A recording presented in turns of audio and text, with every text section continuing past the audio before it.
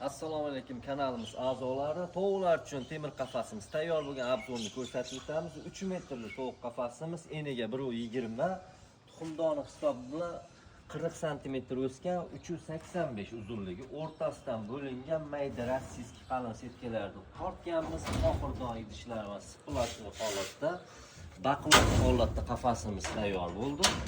Eshiklari profildan, ichiga odam kirsa bemalol ko'taradi. Mana qo'noqlari yetarli darajada. Ichlari esa silliq MDF tekstillardan tortganmiz, tepaga steklovatlarni qo'yganmiz. Qafasimiz 30 nafar tovuq uchun mo'ljallangan, ko'proq ham sig'adi. Xudo xolisa qafasimiz bag'riki. Yollariga mana tuxumdonlarni o'rnatganmiz. Tashqarida turib bemalol tuxumini olib foydalanish mumkin. O'rtasidan bo'lingan. Ikkala tomoniga ham o'rnatganmiz. Bu qafasimiz zakazga tayyorlab berdik. Temirlari esa 1.8 ugonlik temirlardan bo'lgan.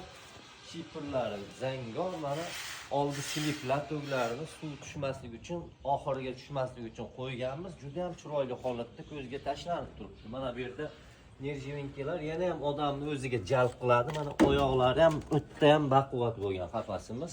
Kimga shunday xizmatlarimiz kerak bo'lsa, nomerlarimizni qoldiramiz. Bemalol murojaat qilib bizga aloqaga chiqishlaring mumkin. Rahmat, hammaga salomat bo'linglar.